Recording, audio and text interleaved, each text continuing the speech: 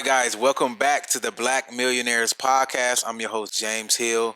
Shout out to everybody out there that's been checking in with us.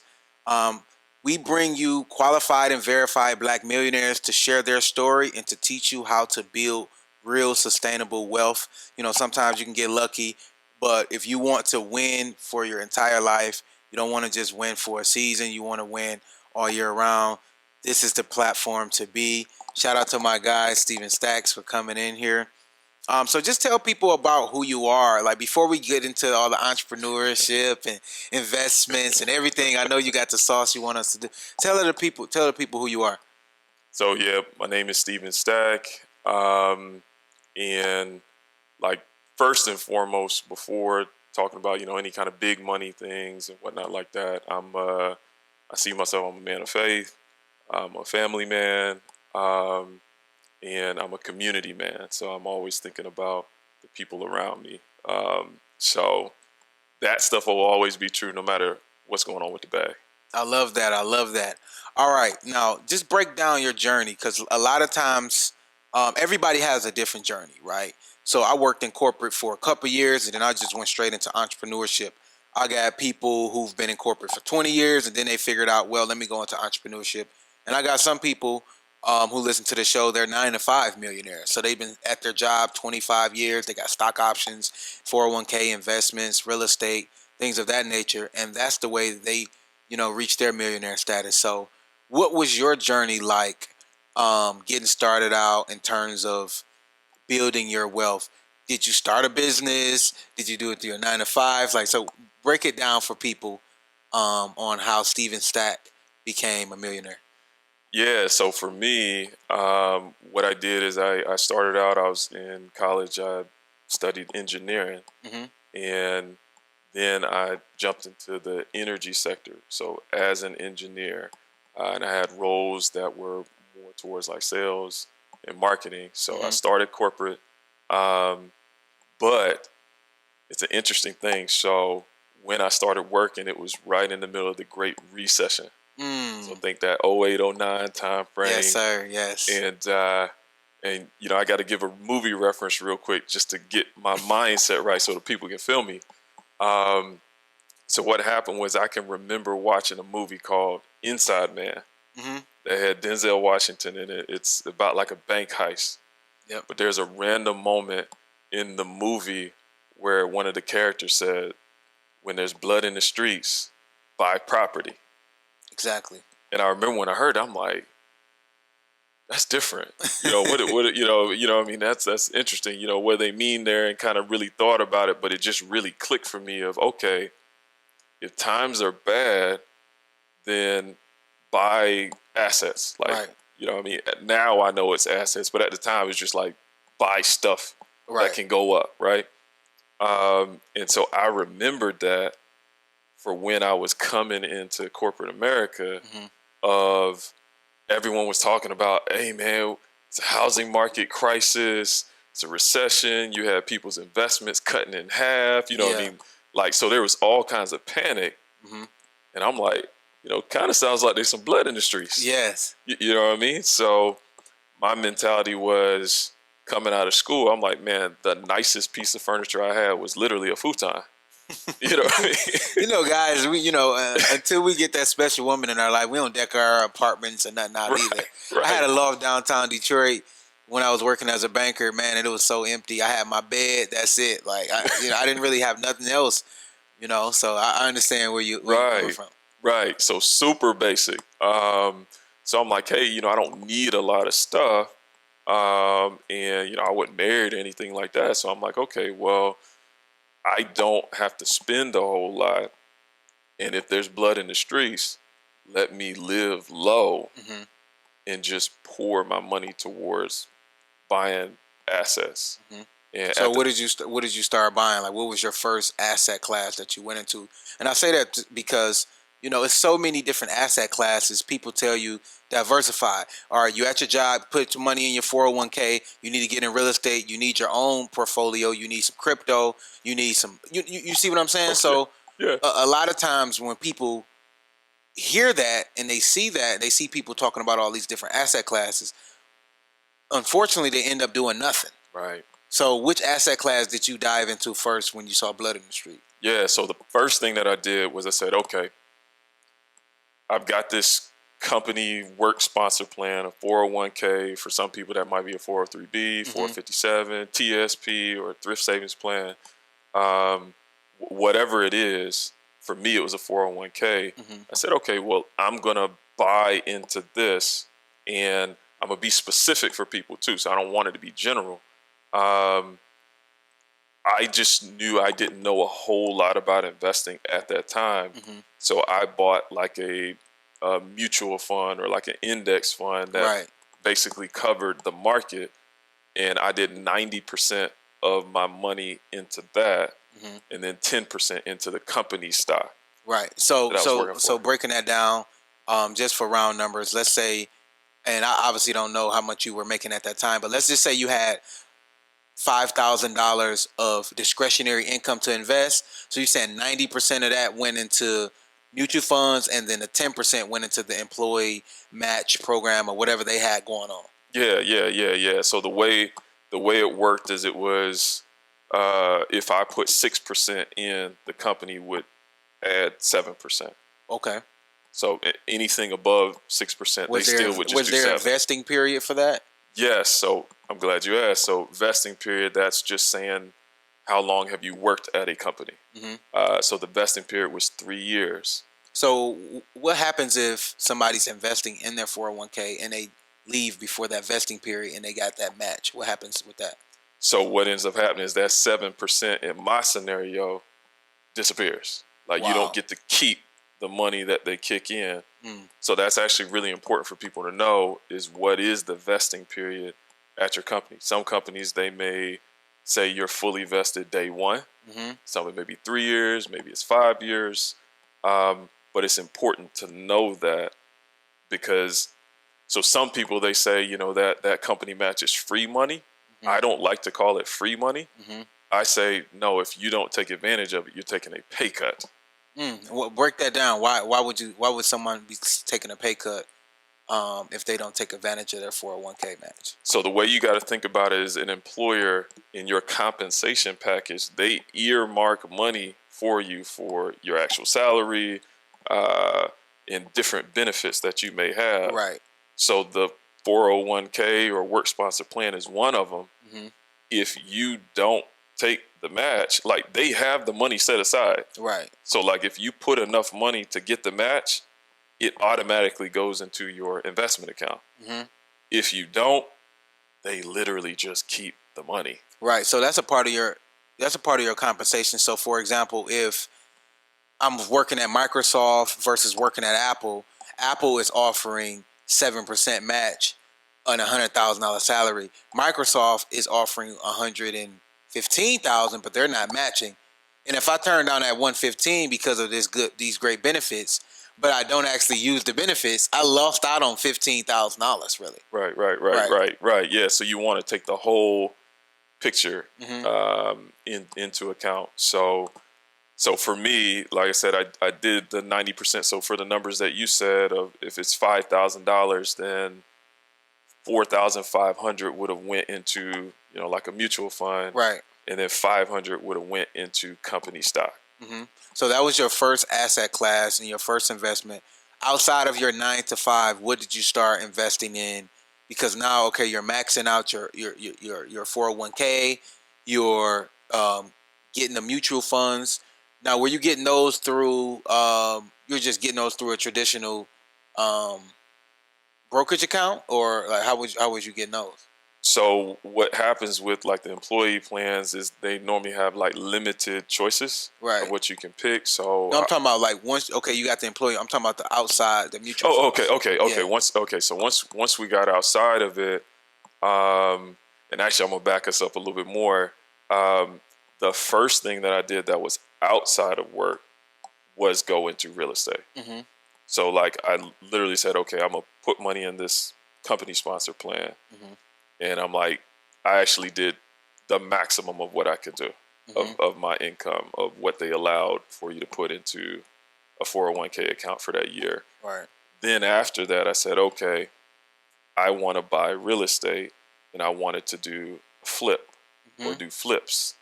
And so I just looked for properties that were foreclosures. Okay. And all I was doing was I was looking to see, okay, how much is the price for homes in this area when they're turnkey, which just means they're ready to move in, ready to move in, ready. So I got something called a CMA, comparative market analysis, which you can talk to any kind of realtor to do that for you. And to see, okay, what would be the finished value if I were to sell it, and looking at, you know, the days on the market, that how quickly it could sell. Right. And then say, okay, well, for the foreclosures, it's like the profit's in the buy. Right. So the lower I can buy the property, the better chance I have to turn a profit, because cheaper price, then repairs, then holding costs, which, by the way, a lot of times people don't talk about that part. What is holding costs? So think like paying the mortgage if you get a bank loan for the property.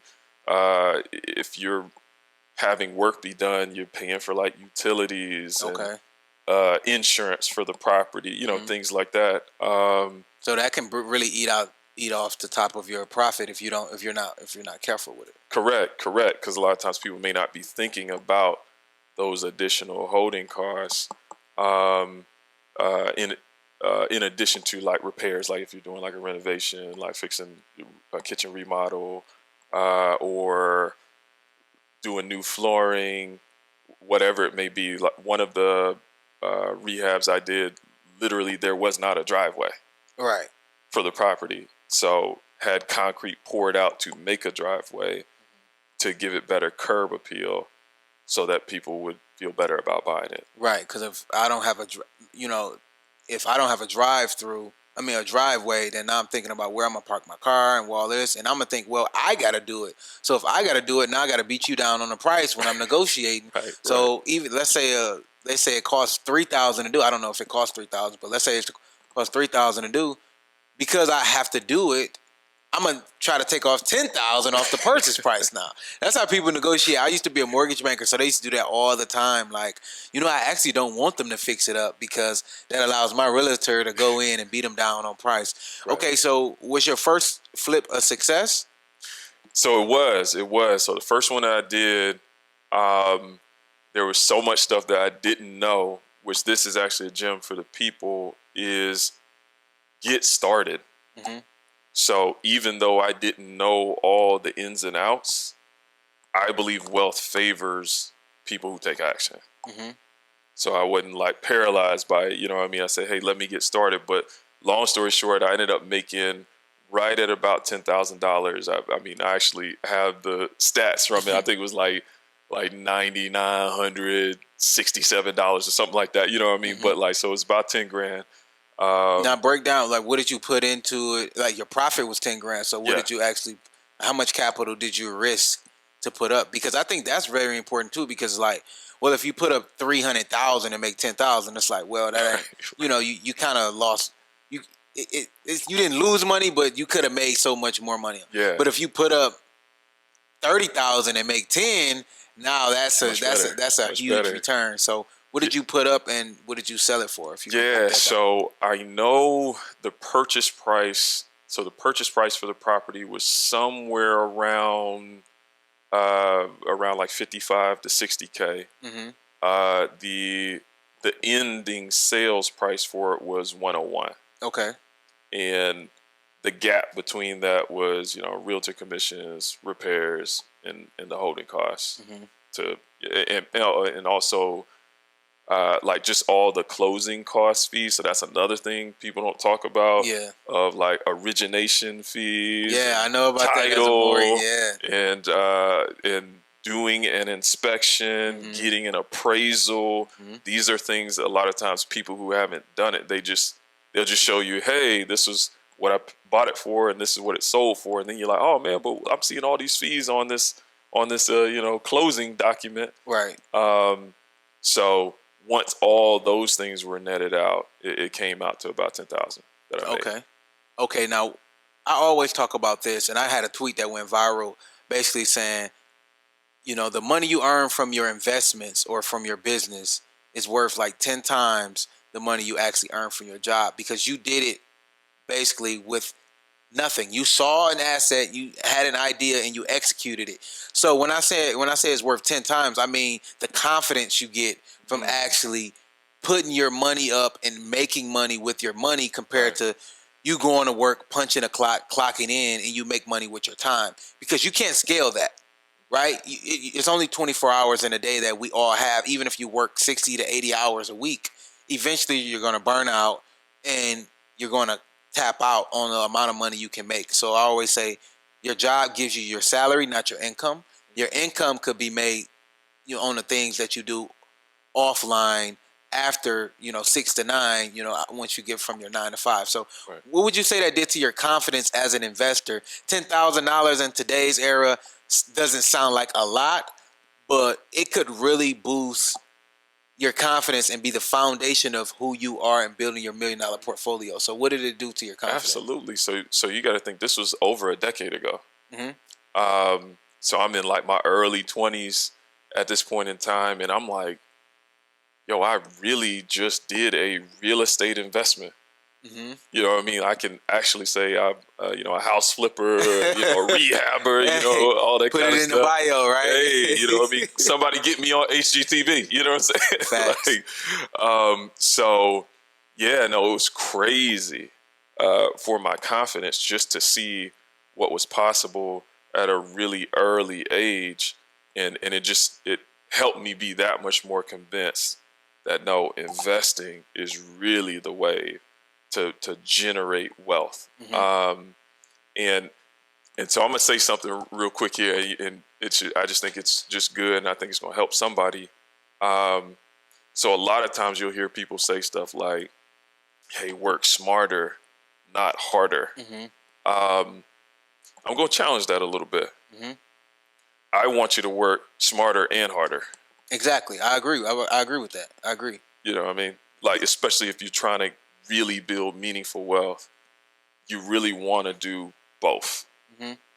Because I think the working smarter, they say if you want something done fast, hire a lazy person, right?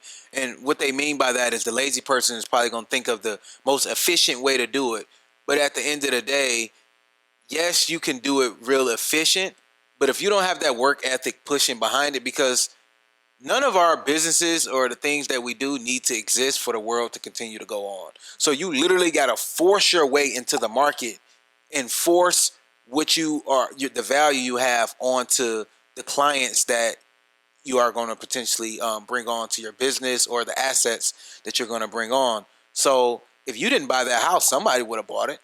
Right. So you needed to work harder and smarter. So I agree with that. It's not like one or the other. Most debates are, I'm just sitting on the beach, sending a few emails, making a couple $1,000s. And it's like, well, you could be making millions if you was working hard and leveraging that technology to work smart. Right. And especially for us, I just want us to get out of this mentality of thinking about shortcuts. If it works out to be quick, awesome.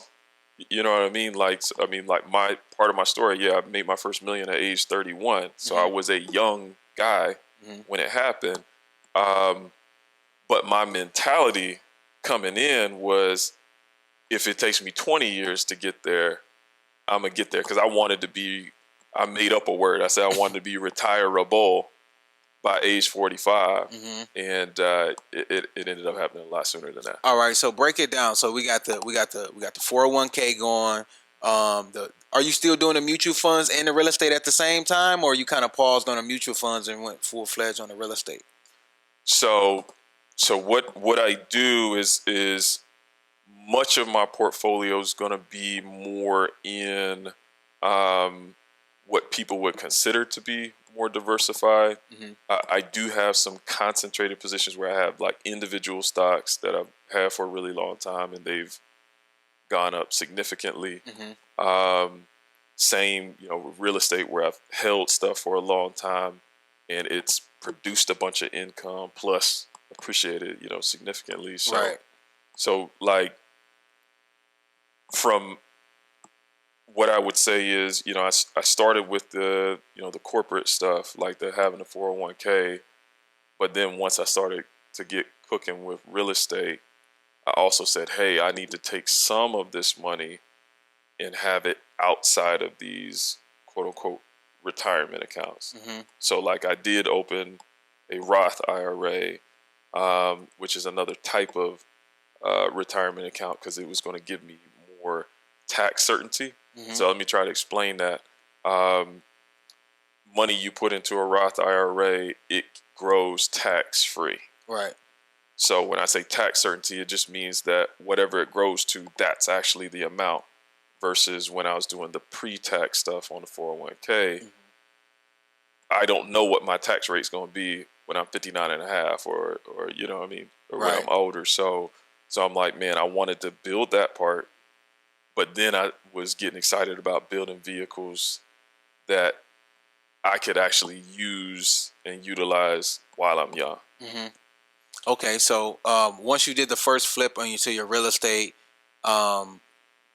what was your next go around? I mean, because sometimes you can do that flip, you make that 10,000, you go straight to the bar, you blow it. So did you continue to reinvest your money? Did you do some flips and you lost some money? What was the next step after the real estate? So kind of the wave for me was I knew I wanted to do long-term rentals. I wanted to get into the multifamily mm-hmm. property game. Mm-hmm. And so really I was using the flips to just get chunks of money because the thing and the rehabbers, the flippers, they'll notice you don't make any money till the end. Yeah. So if it's a 3-month process, your money's tied up for 3 months. And right. You got to figure out a way to generate income. Right. So it's you're pushing out money, or even if you have some unique setup where maybe someone else's money, like still the payoffs at the end. So you just have to wait until mm-hmm. the property's sold for a profit.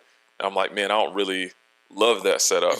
I like that consistent right. kind of income coming in. So I'm like, man, let me use these chunks to get into the multifamily game. And so I started actually buying multifamily properties. My first one was a duplex. Mm-hmm.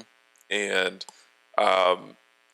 it's crazy when I think back on it now, because it seemed like it was just a solid investment. Like the numbers look pretty good. I'm like, oh yeah, this will do pretty well. Mm-hmm. Like literally, bruh, like all of them joints was fire. Mm-hmm. Like every duplex that I bought in that area. Now, what made it fire? Because a lot of times, I hear some people say, they talk trash about the single family homes because it's one door, and then you start talking about duplex, triplex, fourplex, and then you get into commercial. Yeah, with, after five. So, what made it so attractive to get the duplexes, and what part of the country were you in when you got the duplexes? So I started buying in South Florida. What attracted me to it was thinking about some of the potential economies of scale of, okay, it's one roof to maintain, one lawn to cut. You know what I mean? Yeah. Like if I got a property manager, it's, one building that had more than one unit. Right. So it's one expense, 2 incomes, or 3 right. incomes, or 4 incomes. Yeah. Right. So I'm like, man, that was attractive to me, to say, hey, I can have even more doors with less actual properties, mm-hmm. Or units. So that's kind of what got me in that direction. And there was someone that I knew who owned some property nearby, mm-hmm. To where I was, considering, just said, hey, maybe you should look here. I've got some experience investing down here. Mm-hmm. And he actually helped me connect with a good realtor, and then I was able to build out my team. Like I have a property manager, a good collection of contractors. Mm-hmm. So yeah, that's kind of what got me going. And the other thing too was when I was buying them.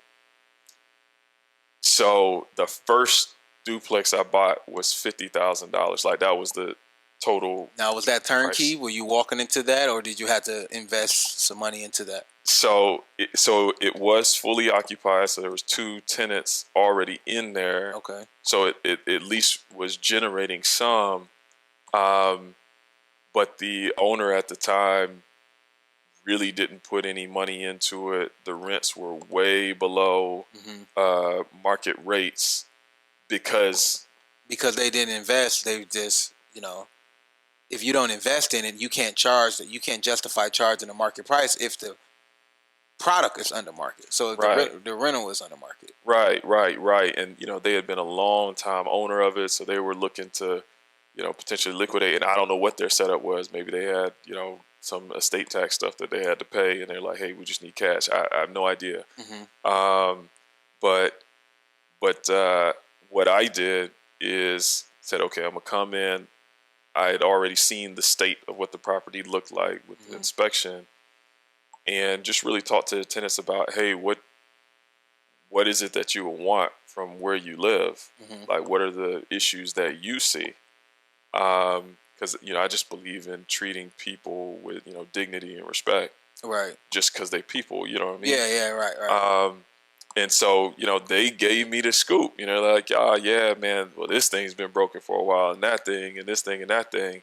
And so just really got the feedback from the tenants and said, okay, well, I can fix these things to make it a better place to live. Like, this is actually their home.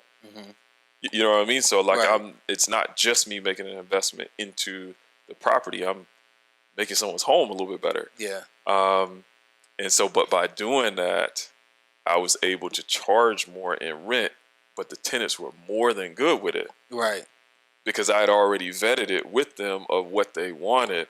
So then it was like, oh, well, this just is better. If you upgrade my living situation and I'm paying a few dollars more, I probably wanted to do it anyway. They probably didn't have the liquid capital to do it. And why would you do it on a property you didn't own? So if the owner comes in and do it, that's a win-win for both of us. All right, let's kind of shift, because we was having a conversation offline about just the mindset of someone who is looking to build wealth, right? And you walked in, I had the Ed Milet plan, and I love Ed Milet in terms of the motivation and stuff like that. But there's a lot of practical steps people need to take, right, to building wealth, right? So what would you say are some of the mindset shifts and the practical steps you took in order to go from a 9-to-5er to actually building something that you could potentially pass to your kids, becoming a millionaire at 31, things like that? Because, I did it all, man. I did the cold showers, bro. Like, I did the looking in the mirror, reading off a piece of paper. I did all that, and none of it helped me become a millionaire until I actually really all right, let me start a business. Let me research. Let me stop listening to motivation and start listening to resources. So if I needed to learn how to do a trademark, okay, let me figure out how to do a trademark. And then once I figured it out, I'm like, all right, I need to hire an attorney. So those are like real practical steps that I did. So what were some mindset shifts you had to make in order to reach that status and get to where you're at? Because I feel like that's what people need to hear.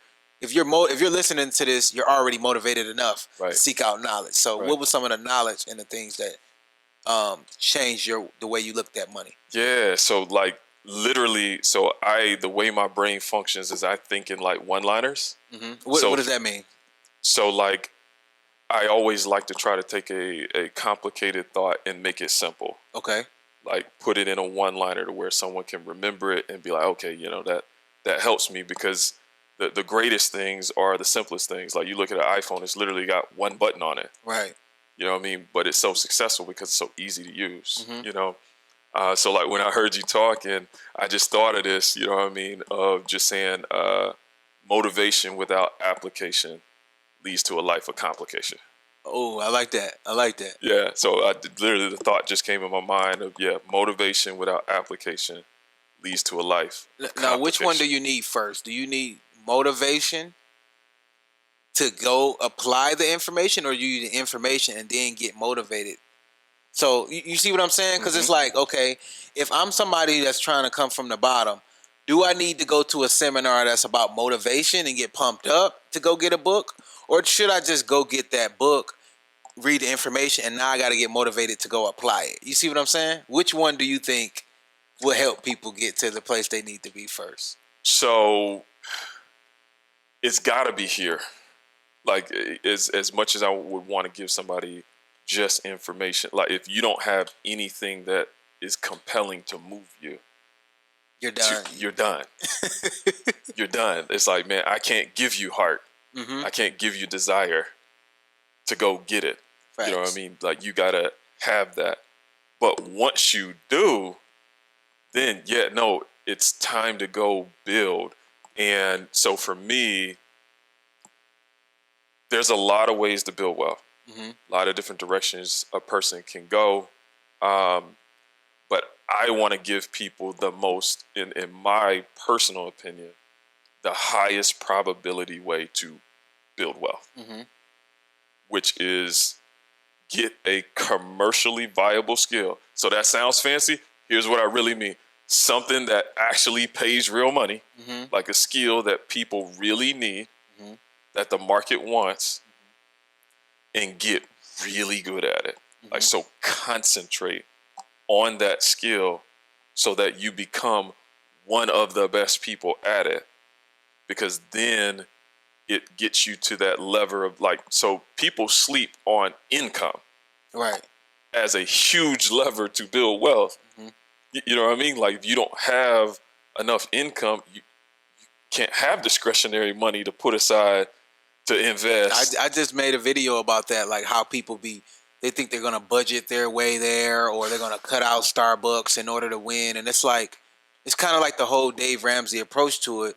And I love what he teaches, to cut out all the stupid stuff and the discretionary stuff that you're spending your money on that doesn't add value to your life. But sometimes people cut out spending on things that are going to help them, right? And it's like, if you don't sharpen your skill, like you said, in order to increase your income, then I don't care how smart you are. I don't care how good your idea is. I don't care what asset becomes available.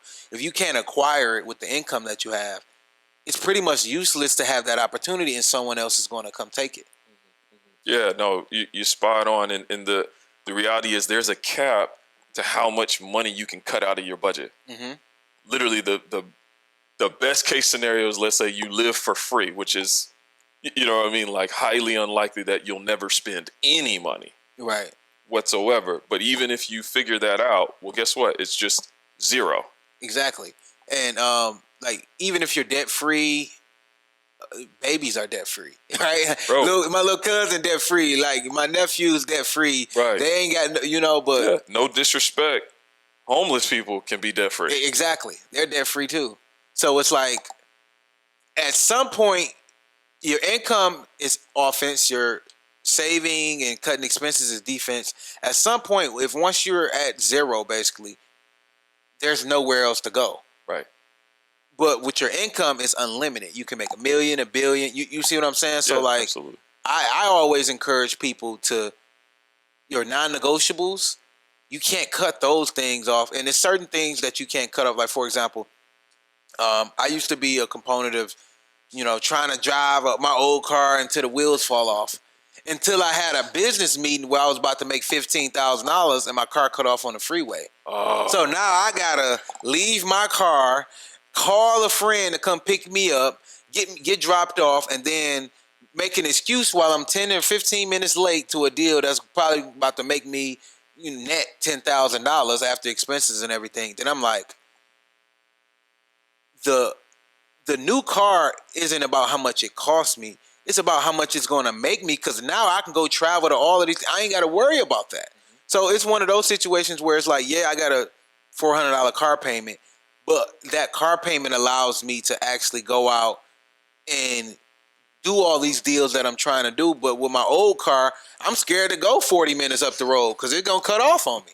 So that's one of those situations where, like, trying to be too cheap and trying to save too much cost me in the end, and I almost lost that deal. But the person was gracious with me, and I actually just told him, like, look, man, my car broke. Because I was young, I was like 21, man. I'm like, look, my car broke down. And he was like, you take this deal and go get you a new car. Right. It was like a videographer thing that that had going on. But yeah, man, I like that, like the saving You only can cut so much. Right. And sometimes we spend too much energy on that, and it can actually get us in a more scarce mindset of just scarcity of, hey man, I got to cut. It's like, man, grow. Like, there should be balance. There's literally two sides to a coin. To make it legal tender, it's got to have, that heads and tails side to it for it to be real. If it only has one, it's fake money. Right. You know what I mean? It's literally a counterfeit money. So like, you want to have a balance of saying, okay, I don't want to be like reckless in my spend. Like, and even let me kind of sit here for a second, just for a quick second. So like, for some of you that may be listening, you need to take some money for self-care and for fun. Yes. You know what I mean? And you would think, oh man, we supposed to be talking about investing, building wealth, generational wealth, and you want me to go have some fun and da-da-da-da. And I'm like, yeah, because it's an investment in you so you don't burn out. It's got to be sustainable. You know what I mean? Yeah. Like, so you want to have some fun and care for your body. You know what I mean? The best way I can think to say it is, sacrificing your health for wealth is like selling your car's engine for gas money or for fuel. Yeah. You know what I mean? Like, the engine is the thing that makes stuff go. You know what I mean? So like, you want to care for yourself, for your mental well-being, your physical well-being, you know what I mean? And just, just all around, so that you can be sharper. Because the thing is, when I'm talking about wealth being around concentration, is if my mind is sharp, I can learn more, I can perform better in the moment with whatever skill set it is that I have, so that you can build up that income to now buy income and buy assets, which is really at its core buying your time back. Yes, and I think that's really important too, because when I was first starting out making good money, I told you about the time when I was a banker and I worked 30 days in a row. But that was kind of that was the reason that was even acceptable in the company, is because prior to that I worked 22 days or 24 days, and I'm working 10-hour days, man. So I'm working a lot.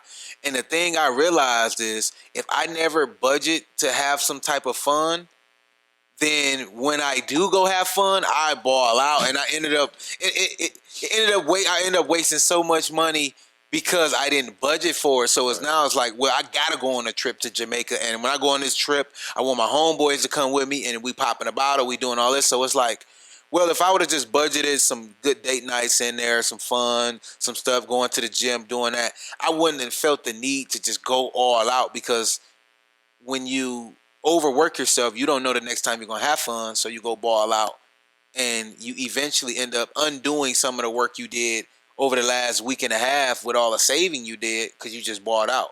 So it is good to budget that fun in there and budget that health in there, because, I mean, if you're the richest person in the graveyard, it really honestly don't even matter at that point. Right. That's a huge fact. So yeah, like, these are all things that are going to help make it sustainable. Is know the space you're going in, figure out that skill set that can actually make you money, and then again, get really good at it, live within your means, push money to the side. So I want to give people like real stuff that they can hold on to. So like, the average millionaire invests 20% of their income. So if you can do a fifth of what you make and put it to the side, you're likely going to be in a good space. Now, I'm going to tell you, for me, I started in my 20s saying, man, I don't want to invest any less than at least 50% of my income. Because I'm like, I'm trying to go get it. Right. And while it's just me, I'm not like thinking about anybody else. Let me keep my head down. So I was in that 50 to 60% range, but I also had a strong income to be able to do it.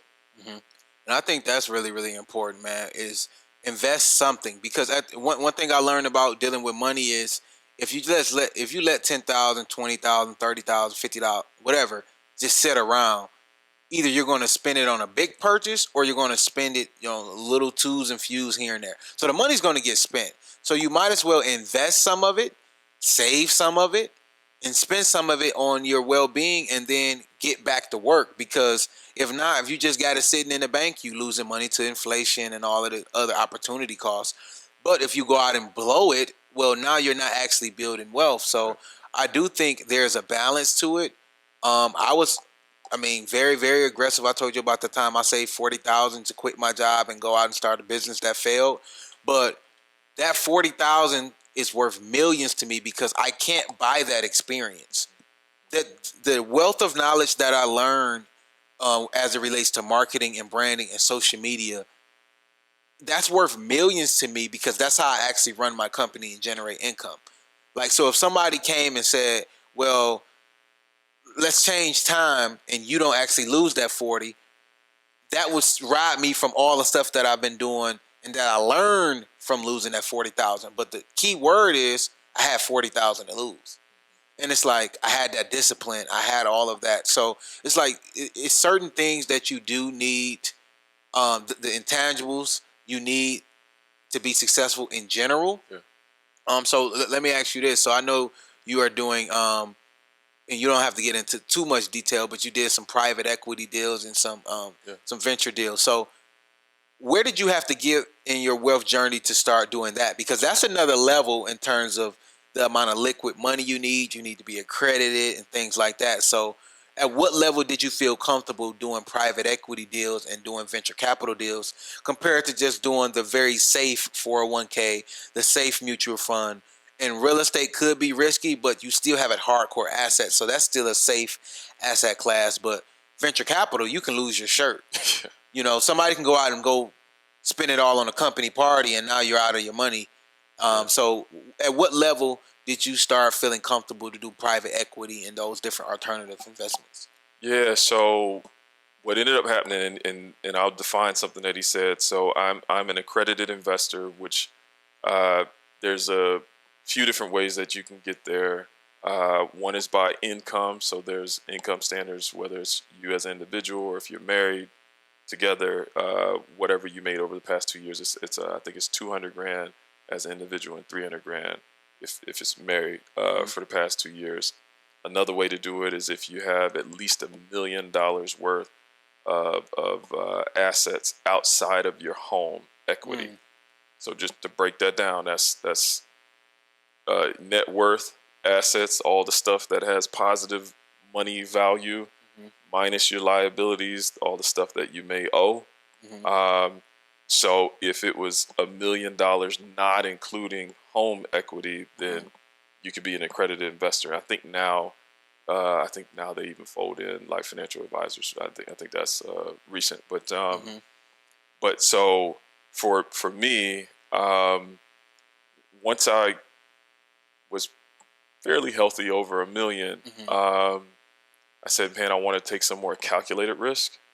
And so got into the private equity game as an accredited investor.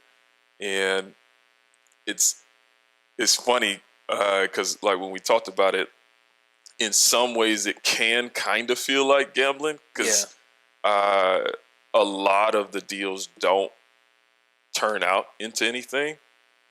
But the hope is if you hit on just a few, it can make you a ton of money. But now here's what I want people to hear though, is we're just getting to this part, but it's after doing all the other building blocks of saying, having a strong income, living within your means, steadily putting money aside and letting wealth build over time. Then we come to, a lot of the, flashy fireworky things. And I guess I'll put this on wax. So I did have a investment from a private equity standpoint that it was in about a little under 3 years, it did a 200x. Wow. Wow, so 200x. And was there like a minimum or something people had to get in? So how do these private equity deals work? Because a lot of times people hear that and they hear venture capital and they think, well, I could just put up my $1,000 that I got and 200x that, but it don't usually work like that. Yeah. So typically speaking, you're looking at, and I mean this is really more on the low end.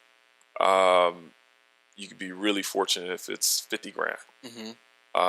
Typically you're looking at 100 grand and up of investing in that kind of space. And again, it can go bust. But it can go boom too, though. Yeah. So it's like when you have that liquid capital, it's like it's kind of like like we was talking offline. It's kind of like a record deal, right? Like these companies, Empire, Interscope, all these record companies. People don't realize why artists have such bad deals when they have these good songs. Like I love Megan Thee Stallion. Her deal is like one of the worst deals because when she got signed, she was nobody. Right? So she made those few songs and whatever moves she made, and she became Megan Thee Stallion. But it's like, what about all the 9 or 10 other people the record company that signed her signed? Those guys are still in the hood rapping on the corner. They didn't make any money. In fact, they lost the company money.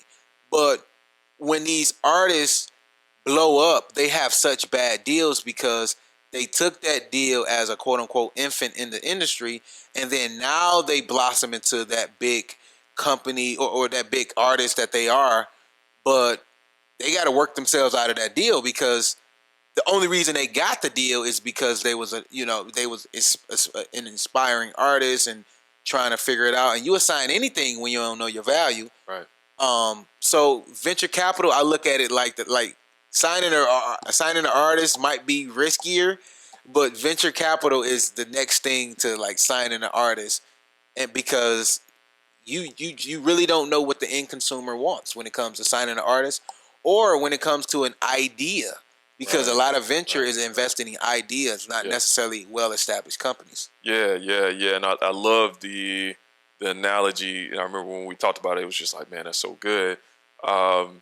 Because there's a bunch of artists that you kick money out to that just whack. You know what I mean? Don't hit on nothing, man. And a lot of people wonder why all of these artists always complain about their deals. And I'd be thinking like, why would you sign that deal? But then it was a post that I made that went viral when I broke down Summer Walker's deal. Now Summer Walker had a real bad deal.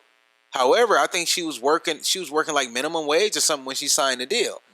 And she's made millions of dollars now. Now the company that she signed to has probably made 20s of millions of dollars. But I mean, if you look at it from the perspective of you ain't got nothing and you sign a deal, you make $5 million, but the company make 50. Well, you was working the minimum wage anyway. So that's actually still a good deal from me. And I'm speaking from if I was trying to convince an artist to sign to me, I would be thinking like that, like, well, you ain't got nothing right now. So what if your life continues to go how it's going now? Right. What would you do? Yeah. But if you can create a song, do something that makes 50 million, you get 8 of that. I think that's a fair deal because I'm putting my $200,000 up. Yeah, because you think, so for the record company, or if we're talking private equity, you're putting up the money of, okay, we see potential. Maybe you've done some things that have made like some noise, we could say, created some buzz. But yeah, I mean, for every Drake that may give you a 200x, you know what I mean? You got a bunch that maybe they just flop completely. But it's the Drakes and the Megan Thee Stallions that they pay for everything else. That's the part people really don't want. Like these big artists or these big exits in terms of private equity, they pay for so many deals 10 and 15 years ago that probably didn't pan out, didn't work, that was dead on arrival, right? As soon as they invested the money, the guy or the girl went and did something that was, that was a bad business move. And that's one of the things that I think that separates a lot of black wealth from other communities is we don't get that chance to even play with that $10 or $15 million worth of venture money. So of course somebody can come out better, smarter, or have more business acumen if they get $10 million to learn while they're on a job. In our situation, we don't get the money until we already successful, and we probably don't even need the money at that point. So you see a lot of these celebrities, LeBron James, Kevin Hart, all of them get venture deals, but they don't really even need the money at that point. The person who needs the money is the person coming out of college with that brilliant idea who don't got the connections and things like that. But unfortunately, black people really don't get that grace of, losing 10 million for 5 years and then figuring it out that 6th year and then becoming $1 billion unicorn. Yeah. It's definitely an interesting dynamic of like a lot of times we're working on like a shoestring kind of budget to try to make it shake, you know what I mean? And we can't swing, right. So we don't get opportunities to swing big and have kind of like that safety net of, hey, well, you got a lot of support here just in case if it doesn't work out. On the first try, that's okay. We'll circle back. We still got more funding. You know what I mean? Like I actually saw this. I don't know if you would have seen this, but there was a former CEO. His name is Adam for a company called WeWork. Oh yeah. You know what I mean? Yeah, I seen that. So long story short, y'all can look it up for yourself. But that didn't go well. It was actually like kind of like a full-on disaster of how things played out with that company.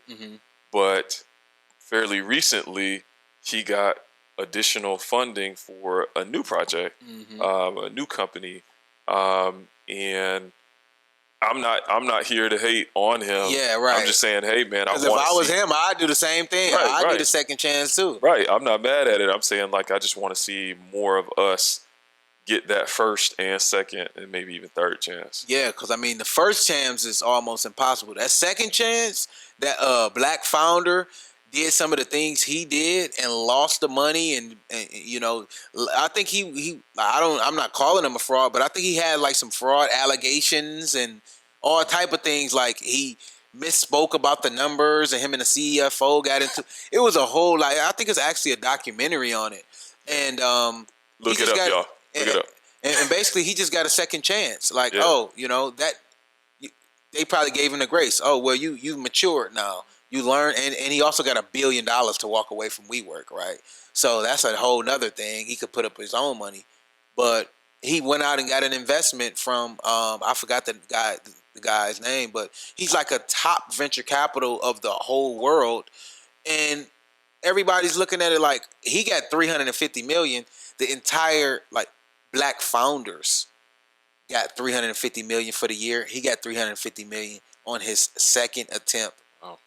So it's just the discrepancies of the capital that I for sure want to use my platform to speak about, because that's one of my goals is to raise a fund so we can invest in some of these ideas. But I feel that our community is over mentored and under capitaled, because we get put in all of these accelerator programs, mentorships.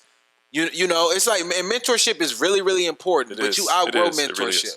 At one point, it's like the dinner with Jay-Z thing. It's like, well, a lot of people who feel like they don't have the information would say they would take the dinner with Jay-Z.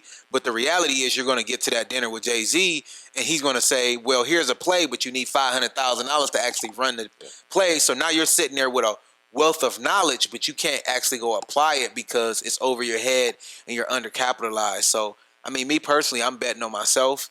But a lot of people, and that is a huge problem in our community, man. We get so much mentorship, and our other counterparts get mentorships that comes in the form of a check. Like, the only reason I'm mentoring you is because I wrote a $15 million check for that startup. So now I'm trying to use my leverage to make sure you succeed. Yeah. Other communities or other founders, they just get the mentorship and, hey man, you can do it, and you can use these resources and look up this book and look up that, which is cool. But if I don't have any money, I can't execute the stuff that I'm actually learning. So I think that's a big issue. Yeah. No, we definitely have an issue with being undercapitalized. You had me laughing on the over mentor, but it is true. You're gonna have a different mentality on mentoring someone when you've cut a big check. Exactly. Because now you got skin in the game, so it's like, hey, I want to make sure I get a return. I'm gonna use my contacts. I'm gonna call and make sure. Hey, make sure this person gets into that room. Hey, I'm gonna introduce you to this person so you can get a contract. I'm gonna do all of this because my money's on the line, my reputation's on the line. But if I'm just mentoring you over the phone or over Zoom, I ain't really got to do too much because I really haven't opened the door for you. I just let you know there was a door. You see what I'm saying? I'm like, oh yeah, it's a door over there, man. You go through that door, man, you can really be successful. But I got the key, but it's like I'm not really about to let you see the key. It's a key though. I'm not gonna let you see the key, and that's what I feel like. What happens with a lot of successful Black people or people of color is they believe in their mind that I'm successful and I got there through grit and grind and capital. But if I just give back, if I write a book or if I just make a couple of videos and give back, that's it. But I feel like a lot of people would, a lot of the wealth gap is because, for one, we don't have the capital to grow these businesses and do these exits. And it's a lot of businesses that's running real efficient, couple $1 million here and there, but they'll never get to 50 million without the investment. Right. They already got the product, they got the capital, they know what to do with the money, but unfortunately, the capital is lacking there. But I know we've been on here for a minute, man, and I know we gotta slip out of here, bro. So tell people how they can connect with you, and we for sure gonna do a lot of more work in the future. But tell people how they can connect with you, how they can find you. I'm pretty sure people in my audience gonna love this. Yeah. So as far as I'll give you my website and social media stuff. So my website is just StevenLStack.com. Steven with a V, L, Stack, STACK.com. On social media, so like IG, it's Stacking with Stack. So Stacking with Stack. And yes, my last name really is Stack, and I talk about money. So I gotta make sure people know. So yeah, that's a way to find me there. It's the same handle for like TikTok, for Twitter. It's just Steven L Stack. Please follow, hit me up. I try to post things just to encourage people and thinking about money in a different way. Sometimes it's just making people aware of what's going on, like current events, things like that. But overall, just helping us to build in a sustainable way. All right, guys. Thank you for tuning in. Make sure you like, comment, and subscribe. Share this out to someone you want to see build wealth. We'll see you next week.